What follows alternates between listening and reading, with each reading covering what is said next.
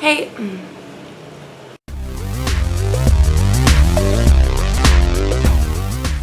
hey, it's Sue in the restricted section. Today I'm going to do a review of the book, The Storied Life of A.J. Fikry by Gabrielle Zevin.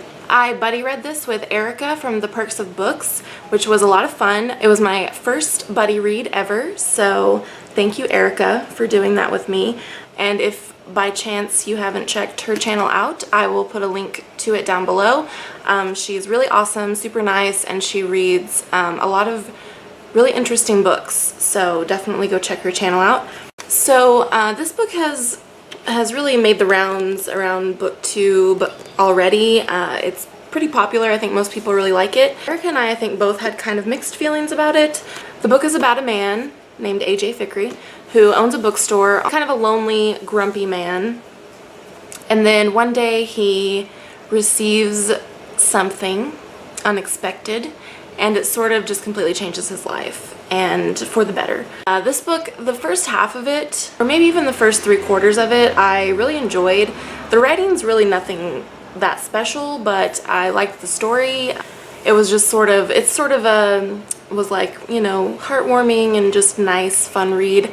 I kind of had a big problem with the ending, but I'll talk about that in a minute. This book is especially fun if you're someone who is a big reader, because there's so many references to literature in the book.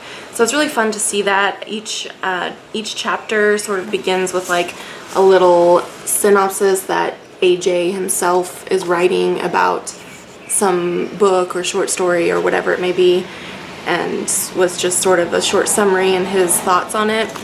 So that's really fun. Plus there's, you know, just references throughout the book that he and other characters make to books, since of course it's set in a bookstore, so there are books everywhere, or it's mostly set in a bookstore. I really want to talk about the ending of the book because I had so many issues with it. So this is, spoiler alert, I'm gonna hold up the book, and when I put the book down then the spoilers are over. So starting now. The ending kind of pissed me off because AJ, in the beginning of the book, you know, he's a grumpy old man, or not old, he's not really that old, he's like in his late 30s I think, but he's a grumpy man, and he's, his wife died in an accident like a couple years before, and by the end of the book his life has completely turned around. He's been remarried, he has a daughter that he adopted, and he's happy. And then they kill him off. Then the author kills him off when he's only like in his 50s, I think. And it just seemed so unnecessary to me. I felt like it was just a cheap move to sort of evoke emotion from the reader. And it worked, I cried, but it made me angry because I was like, there was no need for that, I didn't feel. And you know, his poor family, his daughter, who'd already, her biological parents are dead. She'd been abandoned in his bookstore, and she's still in high school when her adoptive father dies. You know, I was just like, why was there a need for that?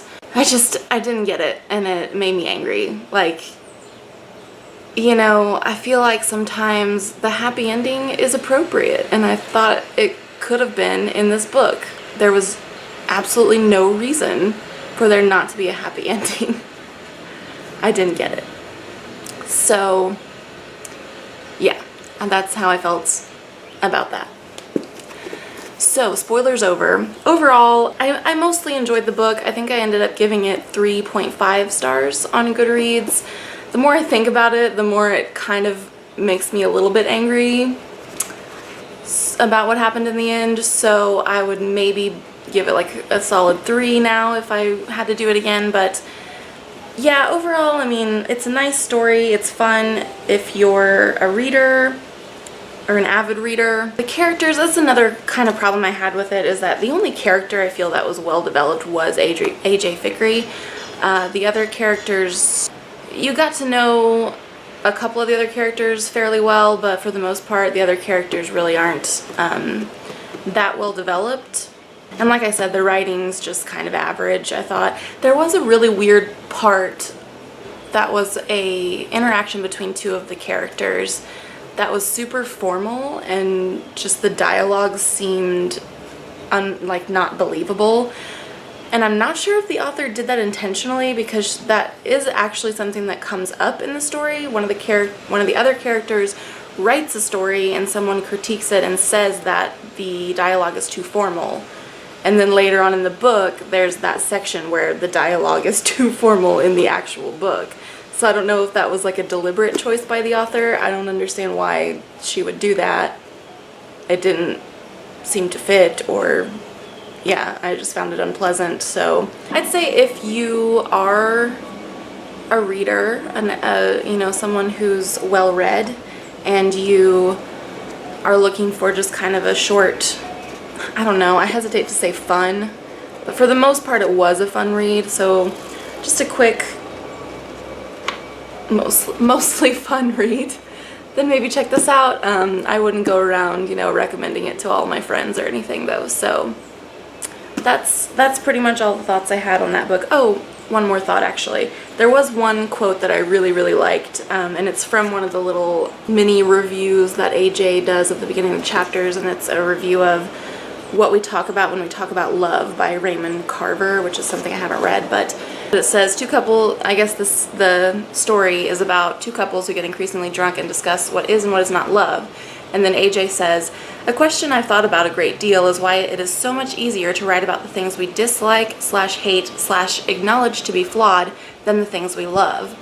And then there's an asterisk that says, "This accounts for much of the internet, of course," which I thought was, one, very true. There's a lot of negativity on the internet, and I think it is true that it's much easier to talk about the things you dislike. And I actually had a conversation about this with Helen from Capricious Helen on one of her videos, which I'll link that video down below. It was a review that she did. It was a negative review that she did of the book, what is it called?